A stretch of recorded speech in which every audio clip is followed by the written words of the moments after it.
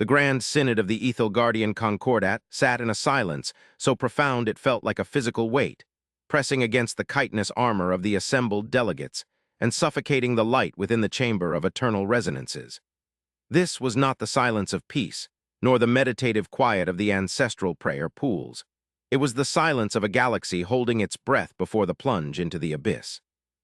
Above the central dais, the great holograph spun with a lethargic, doomed grace, its usually vibrant swirl of star systems now marred by a creeping, cancerous shadow that pulsed with a rhythm independent of the stellar winds. The shadow was the pale swarm, the destroyer, an entity of consuming entropy that had emerged from the void between galaxies, and for the last cycle it had done nothing but devour. It did not conquer, it did not negotiate, it unmade. It unraveled the atomic bonds of stars and the social bonds of civilizations with equal indifference, leaving behind only the cold dust of non-existence. High Justicar Valen shifted his weight on the obsidian podium, his multifaceted eyes reflecting the dying light of the tactical map, his mandibles twitching in a suppression of terror that he could not afford to show. 10 years. It had been exactly 10 standard orbital cycles since the anomaly known as humanity had vanished from the edge of the known charts, retreating into the dark with their massive, clumsy vessel, the galaxy. Valen remembered them well, those soft-skinned, bone-filled creatures who had stumbled into the galactic stage with technology that leaked radiation and diplomacy that leaked emotion. They had been dismissed then, mocked, even by the elder races of the Concordat. The Ethelgard had viewed them as precocious children playing with fire, their ship a patchwork of welded steel and desperate ambition, terrifyingly fragile against the sleek, gravity-manipulating armadas of the Synod. When the first whispers of the pale swarm had drifted in from the outer rim, the humans had not fled in panic, nor had they charged in blind fury. They had simply issued a message, a cryptic binary pulse that translated to a single concept: we require time. And then they had turned their massive, ugly engine toward the heart of a gravitational singularity, a region of space so distorted by black holes that no ship had ever returned, and engaged their drives. The Concordat had laughed, then mourned, assuming the humans had chosen suicide over the inevitable slaughter of the swarm. But Valen had never shaken the feeling that the humans had not gone to die. He had looked into the eyes of their commander, a woman named Vance, and he had seen a calculation that frightened him more than the swarm itself. Now, 10 years later, the swarm was here, the outer colonies were silent, and the Ethelgardian fleets were breaking like glass against a hammer. The evacuation of the third quadrant is incomplete, Sub-Minister Krell intoned, his voice vibrating through the floor grates, a low rumble of despair. The swarm's vanguard moves faster than our drift drives can compensate. If we do not divert the 7th Armada to cover the retreat, 3 billion souls will be converted to ash within the next rotation. Krell's carapace was dull, the sheen of vitality gone, stripped away by months of sleepless coordination and the relentless accumulation of bad news. We have no options left, High Justicar. The logic is cold, but it is absolute. We must sacrifice the rim to save the core. We must consolidate our forces around the home systems and pray that the swarm sates its hunger before it reaches the prime sun. A murmur of dissent rippled through the chamber, but it was weak, defeated. The delegates knew Krell was right. They had thrown their best ships, their most ancient weapons, and their most gifted psychic navigators at the enemy, and the pale swarm had simply absorbed them. It was not a war, it was an extermination. Valen looked up at the holographic horror, watching the red stain consume another star system, the light blinking out of existence. To sacrifice the rim is to sacrifice our soul, Valen said, his voice projecting clearly without the aid of amplifiers, a trick of the throat taught by the monks of the High Spire. If we abandon those we swore to protect, we become no better than the entropy we fight. We are the Ethelgard, we stand. We do not hide. We die then? Krell snapped, his composure cracking. We stand and we die. Is that your strategy, Valen? Where are your allies? Where are the great elder races? The Cygnus have retreated to their nebula. The Krite have buried themselves under the crust of their worlds. And the humans you argued we should have courted, they are dust in a black hole. We are alone.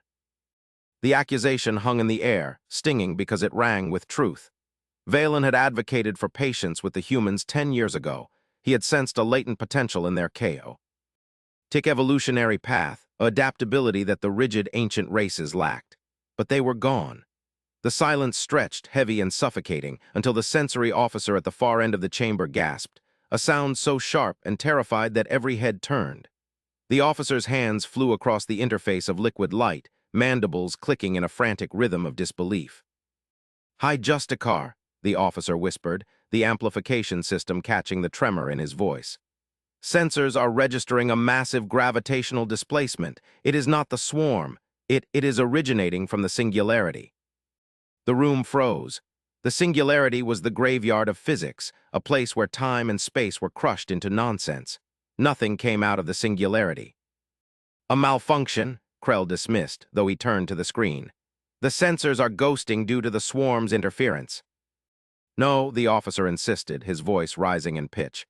"It is a coherent entry. Space-time is not being torn, it is being folded, smoothly. The energy signature is immense. It eclipses the output of the prime sun, yet there is no radiation leakage. It is clean. It is impossible." On the great holograph, a new light bloomed. It did not appear with the violent tearing of a warp jump or the crude blast of a hyperdrive. It simply pushed reality aside, asserting its presence with a calm, undeniable authority. The point of light expanded, resolving into a shape that defied the aesthetics of the Ethelgard.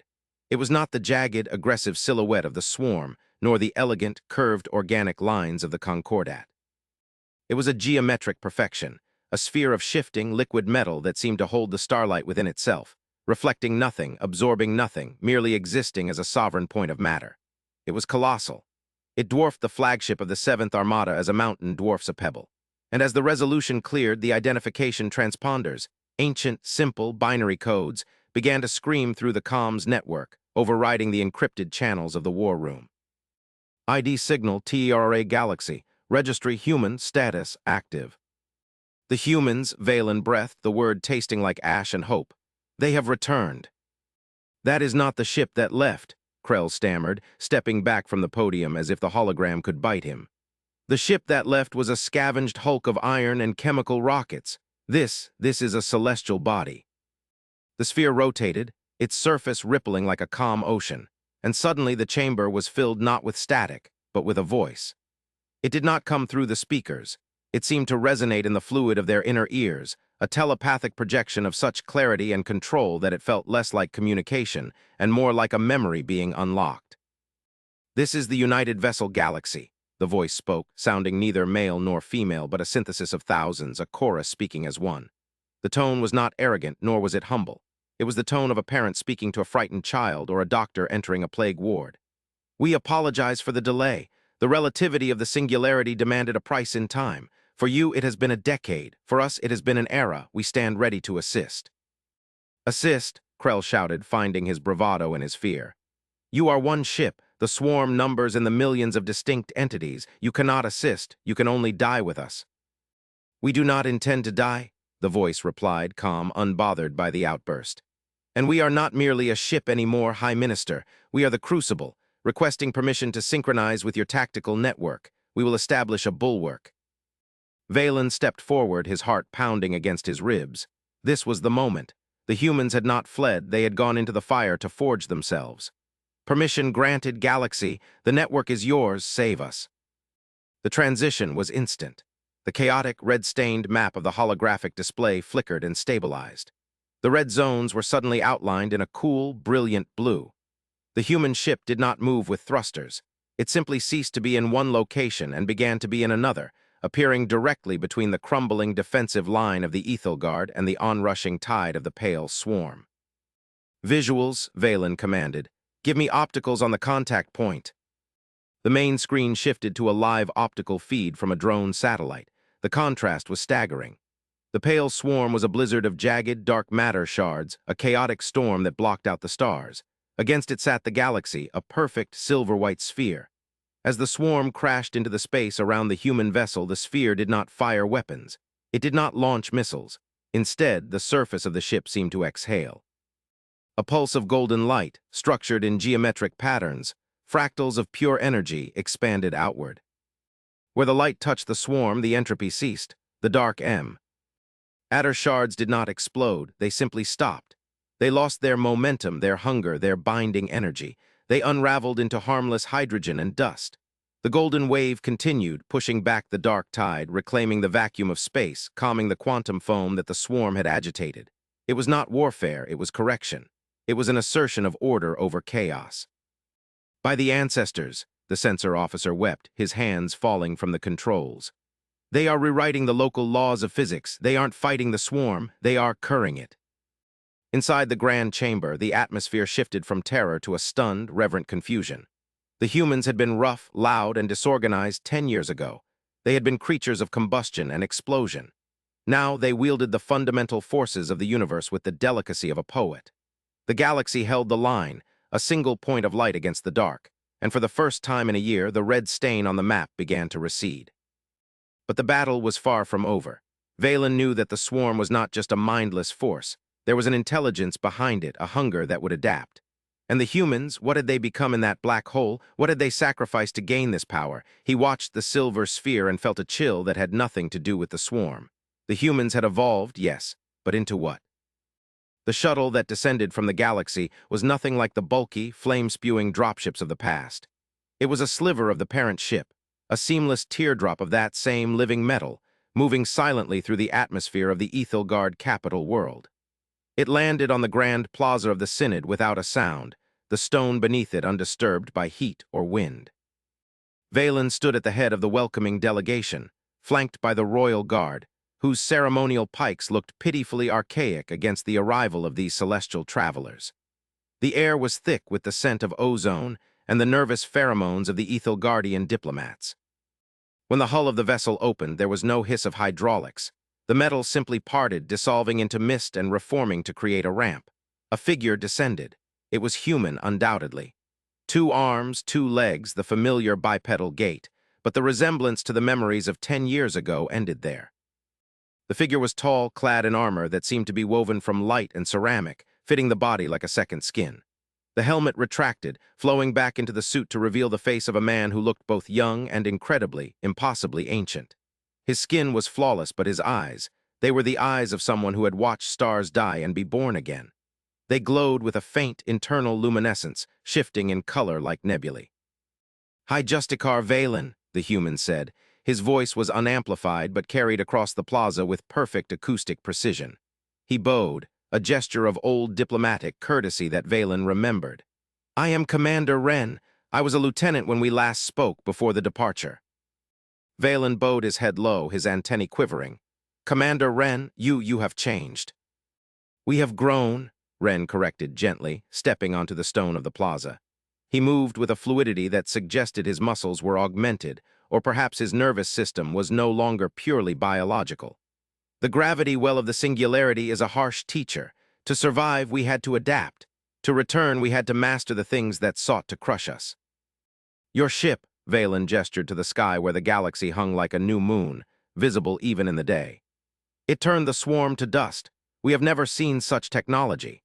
The Concordat's greatest scientists have spent centuries trying to understand the swarm's negation fields, and you dismissed them with a pulse of light."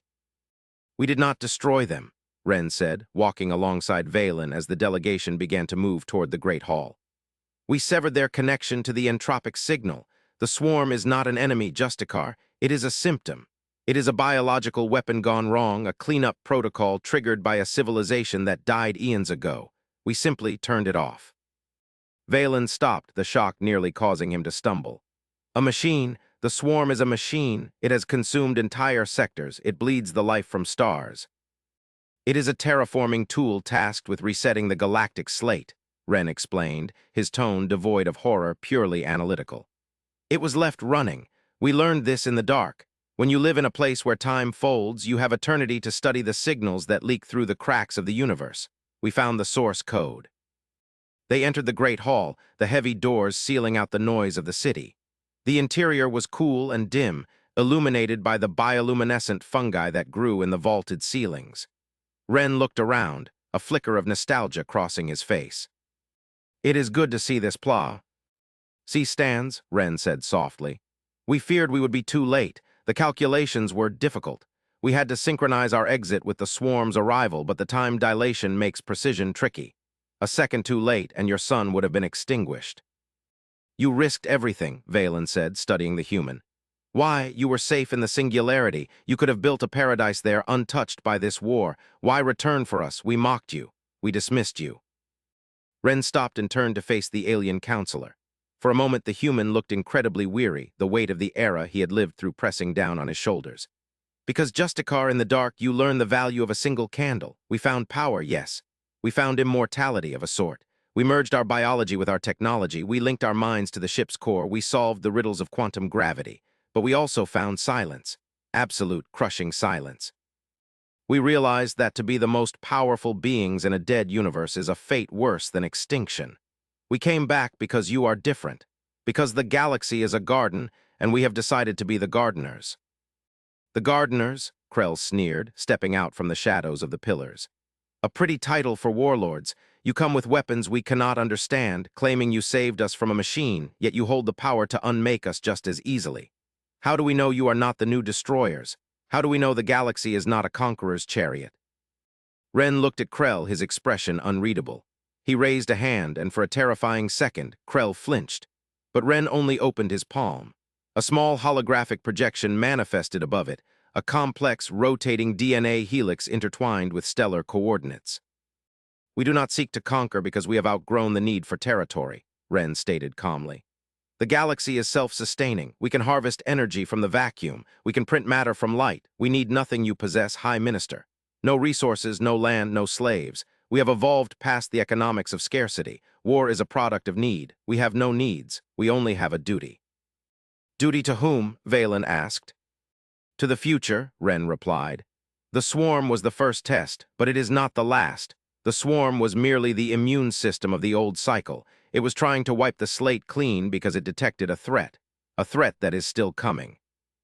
The silence returned to the hall, heavier than before. Valen felt a cold dread trickle down his spine. The destroyer, the swarm, was running from something. No, Ren said. The swarm was the firebreak. It was burning the forest to stop the wildfire. We extinguished the firebreak because we believe we can fight the fire itself. But make no mistake, the fire is coming. Ren tapped his chest, the armor chiming softly. In the singularity, we saw further than anyone has ever looked. We saw beyond the edge of the galactic rim. There are things in the void that do not obey the laws of physics, entities that feed not on matter but on consciousness. They are drawn to complex thought. They are drawn to civilizations. The swarm was designed to suppress life so these entities would pass by. Now that we have stopped the swarm, we have lit a beacon. We are shining bright in the dark. Krell slumped against a pillar. So you saved us to use us as bait. We saved you so we can stand together, Ren said, his voice hardening into steel. The galaxy is powerful, but it is one point. We need the Ethelgard, we need the Cygnus, we need the Krite. We need your spirit, your history, your unique ways of thinking. Our logic is perfect, but logic has limits. We need your chaos, your passion. We need the very things we had to suppress to survive the singularity. Ren looked at Valen, his glowing eyes intense. The human ship galaxy is not just a battleship. It is a foundry. We have the schematics to upgrade your fleets. We can give you shields that hold against the void. We can give you drives that fold space. But you must be willing to accept them. You must be willing to trust the children you once mocked. Valen looked at the human, then at the hologram of the helix. He realized then that the politics of the Synod were dead. The petty squabbles over trade routes and border buoys were dust. The universe had expanded, and it had become infinitely more dangerous. We have no choice, Valen said, straightening his posture. But even if we did, I would choose to stand with the gardeners rather than the rot. What do you need from us, Commander? Gather the fleets, Ren said. Call everyone, even the enemies of the Concordat. The galaxy will act as the central hub. We have approximately 3 standard days before the echo of the swarm's destruction reaches the observers in the deep void. When they see the firebreak is gone, they will look here. We must be ready to look back. The following days were a blur of activity that defied historical precedent. The arrival of the galaxy and the subsequent effortless dismantling of the swarm vanguard had sent shockwaves through the galactic community. Fear of the humans was rampant, but the fear of the swarm was greater, and the humans were offering a shield. Ships from a dozen species poured into the Ethelgardian system. There were the bioships of the Cygnus, looking like great floating jellyfish, the geometric block ships of the Krite, and the sleek, needle-like cruisers of the Hydran Alliance. They gathered in the shadow of the galaxy. The human ship was so massive that it had its own gravity well, and the Allied fleet orbited it like moons around a planet. Shuttles flew back and forth in a constant stream. The humans were true to their word. They did not hoard their knowledge. Teams of human engineers, cybernetically enhanced, speaking in rapid-fire data bursts, boarded the alien vessels. They installed emitter arrays, upgraded reactor cores, and synchronized targeting computers. They worked with a tireless, terrifying efficiency. They didn't sleep. They didn't eat. They simply worked, fueled by internal energy cells, their minds linked to the central AI of their mothership. Valen watched the transformation of his own flagship, the Light of Dawn. The human engineers had installed a singularity siphon in the engine room. It was a black box, humming with a tone that made his teeth ache. They explained it would draw zero-point energy from the vacuum, giving the ship infinite range. It felt like magic. It felt wrong. But when they test-fired the main cannons, the beam was focused into a lance of pure plasma that cut through a target, asteroid thousands of kilometers away in a microsecond. "It is seductive," Krell muttered, standing beside Valen on the bridge. "Their power, it makes one feel obsolete. We are flying toys and they have given us batteries." "Better to fly a toy with a battery than to drift dead in the dark," Valen replied. But he understood Krell's unease. The humans were polite, cold, and distant. They spoke of probabilities and outcome vectors. They had lost their laughter. 10 years in the dark had stripped them of their humanity, leaving behind something pristine and diamond-hard. On the third day, the galaxy signaled the fleet. "Alert," the voice of the ship resonated through every comms channel. "Deep void sensors detect a breach. The observers have arrived. Prepare for contact. Alignment vector 99 Alpha." Valen gripped the railing of his command deck. "Here it comes." Space did not tear this time. It shattered. At the edge of the system, the stars seemed to bleed. A rift opened, not of light, but of absence. It was a tear in the fabric of reality, revealing a dimension of swirling gray fog. From this fog emerged shapes that defied Euclidean geometry. They were colossal, shifting forms of shadow and iridescent oil twisting in on themselves. They were not ships. They were entities. They were the Void Weavers. There were only 3 of them, but each was the size of a moon. They radiated a psychic pressure that hit the fleet like a physical blow. Crew members on the Ethel Guardian ship screamed, clutching their heads. It was a sound of a billion voices whispering despair. "Stabilize mental barriers," the galaxy commanded. A pulse of blue light swept from the human ship, washing over the Allied fleet. The screaming in Valen's head stopped, replaced by a cool, calm clarity. The humans were shielding their minds. "Target the central entity," Wren's voice cut through the tactical channel. "Do not engage with kinetic weapons. They are phased out of normal matter. Use the harmonic lances we installed. Fire on my mark." The 3 Void Weavers drifted forward. They didn't use engines, they pulled space toward them. The nearest planet, a small barren rock, was in their path. As the leading entity passed it, the planet simply dissolved. It didn't explode. It turned into gray mist and was absorbed into the entity. They were eating reality. "They are unmaking existence," Krell whispered, horror dawning on him. The swarm was trying to starve them by removing the biomass. These things, they eat the universe. "Marks," Wren ordered. The Allied fleet opened fire. 1,000 ships, upgraded with the forbidden technology of the Singularity, unleashed a barrage of coherent energy. Beams of white, gold, and violet light slashed across the dark, converging on the central weaver. The entity recoiled. The energy struck its shifting form and burned. The gray fog boiled away, revealing a core of writhing black light. It shrieked, a psychic scream that tested the human mental shields to their limit. "The galaxy is engaging," the ship announced. The human sphere began to change. The liquid metal surface shifted, forming massive rings that detached and spun around the central core. The space around the galaxy distorted. The ship was generating a localized event horizon. "Initiating dimensional anchor," the ship intoned. A beam of pure darkness, blacker than the void, erupted from the galaxy. It struck the wounded weaver, anchoring it to the physical plane, forcing it to obey the laws of physics. "Now," Wren shouted, "strike it while it is solid." The fleet poured everything they had into the anchored beast. The weaver thrashed, its form solidifying into a jagged, crystalline carapace that cracked and shattered under the bombardment. With a final, resonant boom that shook the sensors of every ship, the entity exploded, shattering into millions of shards of inert gray stone. 1 down, 2 remained. The remaining weavers did not flee. They enraged. They turned their attention to the galaxy. They lashed out with tendrils of gray fog whipping across the distance.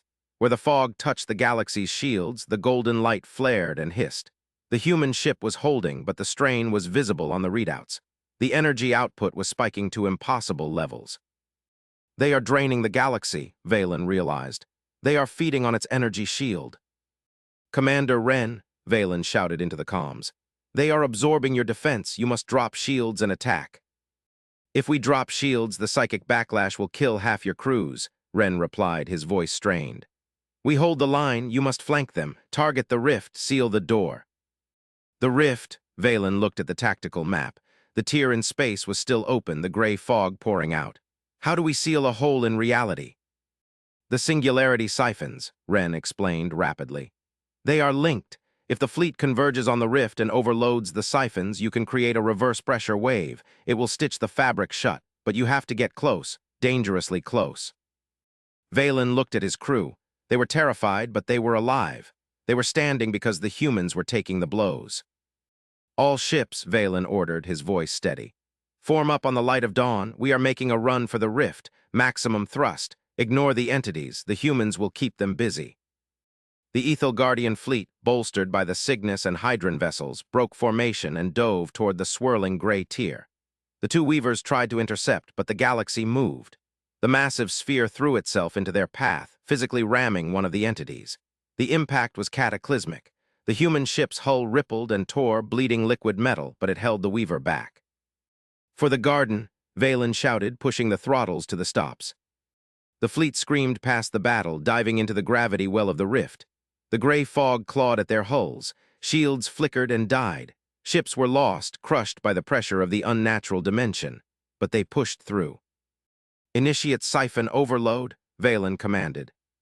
1,000 ships dumped their core energy simultaneously. The result was a blinding white star that ignited in the mouth of the rift.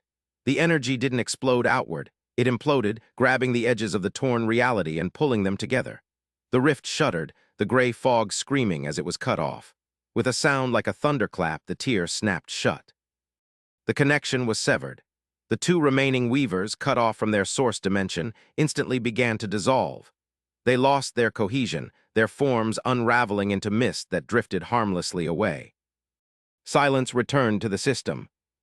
The fleet drifted, powerless, their engines burnt out by the overload. In the center of the battlefield, the galaxy hung, wounded. The perfect sphere was dented, scarred, great gouges of missing metal revealing the pulsing blue machinery beneath. Valen's auxiliary power kicked in. He hailed the human ship. Commander Wren, status. There was a long pause. Then the visual feed flickered to life. Wren stood on his bridge, blood running from his nose, his armor scorched. But he was smiling, a genuine, tired human smile. Status is stable high justicar. The breach is sealed. The weavers are dispersed. You took heavy damage, Valen said softly. You bled for us. That is what shields are for, Wren replied, wiping his face. We are self-repairing. It will take time, but we did it. The galaxy is safe. For now, Valen amended. For now, Wren agreed. But now we know we can win, and now we know we are not alone. Months later, the repairs were complete. The galaxy looked new again, its surface pristine. The alliance of the Rim had been formally signed. The Ethelgard, the humans, and a dozen other species sat on a new council, one not of bureaucracy, but of defense. Wren stood in the grand chamber of the Synod once more. The atmosphere was different now. There was no fear, only respect. The humans were no longer the unpredictable children. They were the elder brothers, the ones who had walked in the dark and returned with fire. The galaxy is preparing to depart, Wren announced to the hushed room. Depart? Krell asked, standing up. You are leaving, the threat, the weavers, they could return. They will, Wren said. But not here. We have tracked their trajectory. They are moving toward the galactic core, toward the supermassive black hole. They are drawn to the density of it. Then we must follow, Valen said. The fleet is ready. Wren shook his head. No, the fleet must stay. You must guard the Rim. You must rebuild. You must grow strong enough that you don't need us. Then where are you going? Valen asked. Wren pressed a button on the console and the great holograph changed. It showed the galaxy, but then it zoomed out, showing the local cluster, and then further, showing the vast, empty voids between the galaxies. We are not just a ship anymore, Valen. I told you we are a seed. The galaxy is a generation ship, but not for people. It is a generation ship for universes. The room went silent. The weavers enter our reality because it is decaying, Ren explained, his voice taking on that philosophical weight again. Entropy is increasing. The walls are getting thin. Fighting them is a stopgap. The only way to truly win is to reinforce the structure of reality itself. How? We are going to the core, Ren said. We are going to dive into the supermassive black hole at the center of the galaxy. We will use the galaxy's mass and the singularity data we possess to trigger a reaction. We are going to restart the heart of the galaxy. We are going to infuse the galactic grid with fresh energy, stabilizing the laws of physics for another billion years. It will seal the cracks the weavers use. But Valen stepped forward, his heart sinking. If you dive into the core, you cannot return. Ren smiled, a sad, peaceful smile. No, we cannot. We will become part of the structure. We will become the walls that protect you. We will be the hum in the background of your sensors. We will be the gravity that holds your worlds together. You are sacrificing yourself, Valen whispered. The entire human race on that ship. Not the entire race, Ren corrected. We left colonies, we left seeds, but the galaxy, the crew, this is our purpose. We didn't evolve to rule, Justicar. We evolved to give. That is the final logic of the human soul. The ultimate assertion of existence is to ensure that existence continues. He looked around the chamber, meeting the eyes of every alien delegate. Do not mourn us, look up. When the stars burn a little brighter, when the void feels a little less cold, know that we are there. We are holding the door shut. Ren bowed, end of line, galaxy out. The transmission cut. Valen ran to the balcony. Below, the city was silent. Above, the galaxy began to glow. It shone with a light so intense it cast shadows even at noon. It rose slowly, majestic and terrible, a silver god ascending. It turned toward the dense, swirling light of the galactic core. Then, with a flash that temporarily blinded half the continent, it vanished. It didn't warp. It simply was gone, hurtling toward the center of all things. In the days that followed, the scientists noticed it. The background radiation of the galaxy stabilized. The decay rate of stars slowed down. The dark matter fluctuations ceased. The universe felt firmer, safer. Valen stood in the empty war room looking at the map. The red stains were gone. The galaxy was blue and gold. He touched the console where Ren had stood. They were not destroyers, Valen whispered to the silence. They were the architects. He turned to Krell, who was staring out the window with tears in his faceted eyes. Come, High Minister, Valen said, his voice strong. We have work to do, we have a garden to tend. We cannot let the weeds grow back, not after the price that was paid. The Ethel Guardian turned back to the map. The human ship was gone, but the human legacy was written in the very atoms of the stars above them. They had evolved beyond form, beyond ship, beyond flesh. They had become the galaxy itself. And somewhere deep in the crushing gravity of the core, Valen imagined he could hear them.